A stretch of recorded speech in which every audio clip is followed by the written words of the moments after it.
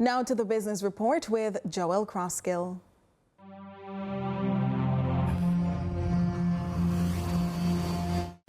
Lots to tap into in the business report today.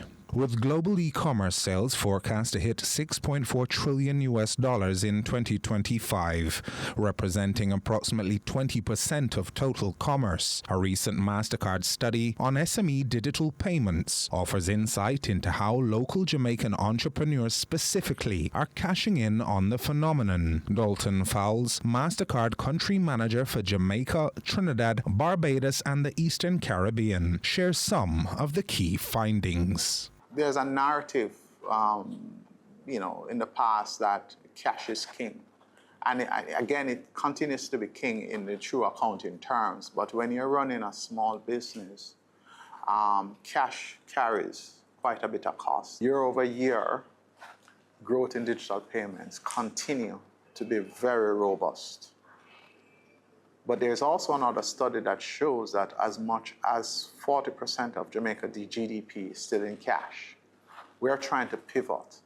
91% of surveyed Jamaican SMEs using digital payments says it has led to business growth, while 54% of SMEs not yet accepting digital payments want to adopt them, in part due to consumer transition away from cash transactions. 0.69% of non-adopters report turning away customers at least once a week due to lack of digital acceptance. It's really easy to understand. As consumer preferences, and we talk about the secular shift in our business, because consumer preferences have moved towards paying through more digital means, right? No small business wants to see a sale walking through their door if they're not accepting digital payments. So it's extremely important to their business. However, resilience gaps remain for digital adoption. So it's one thing to not accept. It's another thing that the tool that you're given is robust enough to accept all kinds of payments. A country like Jamaica that depends so much on tourism, it doesn't matter if you're a micro business or a small business, you could have someone walking in at any point with any card, and you really want to be able to accept that. What they're saying here is that we want to be able to take all type of cards, right? Of course, you have again, it depends on the type of business. So if you're a car rental company, then not just the traditional network cards are important. You want to be able to take JCB if someone comes from Asia, China in particular. You want to be able to take Amex. Though, as we hear from the MasterCard country manager, the data suggests that many small and medium-sized businesses aren't interested in strictly transactional relationships with digital payment providers. What they're also saying here is that I don't just want a terminal. I want a partnership. I want a relationship that is invested in my small business. And later on, we'll talk a little bit about access to capital, because that's exactly where they're going here.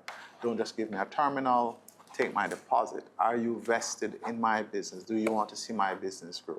According to Mr. Fowles, the global technology company believes it can play an important role in unlocking the untapped potential in the use of tools that strengthen security and resilience, with progress being made for the rollout of solutions for solopreneurs and micro businesses in particular. This study is really on the SMEs.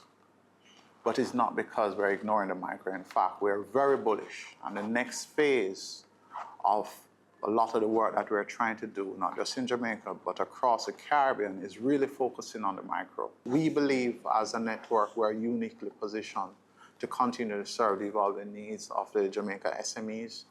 Of course, we provide seamless, secure, and scalable solutions to the market.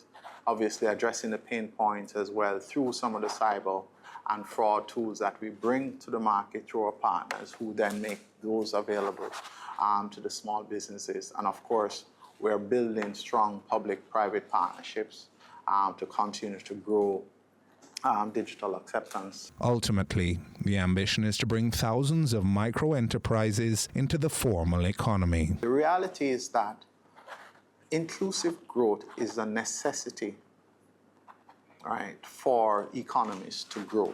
We often, very often we have they're almost excluded, but they're legitimate businesses. You know, whether you're selling coconut on the side of the road or cane, it's a legitimate business that is cash heavy, and sometimes they don't get access to capital to grow their businesses, for example. So it's really important when we talk about an inclusive growth framework that we look and develop solutions that drive that inclusive growth. In part through a combination of low-cost acceptance options as well as high-value services. The newest, most exciting thing in the payments industry is TAP. This is now where you can use your smartphone, right? Download a solution, for example, and begin to accept payments. But there are also other low-cost devices that we are actively engaged with our partners exploring. Because again, if you're a micro business, and again, this is the segment we're going after, it's really important that your cost of acceptance remain low. We're also looking to introduce, I don't want to speak too soon here, but it's close to finalization, where we'll also be able to provide access to attorneys to help small business to register their businesses and so forth. But again, you know, it's in the works. You know, I feel confident that we can speak about that. But again, we're trying to make sure that if we're big on inclusive growth, then we're making sure that all the pieces are in place to help these micro businesses be successful. And that was your business report. I'm Joel Crosskill.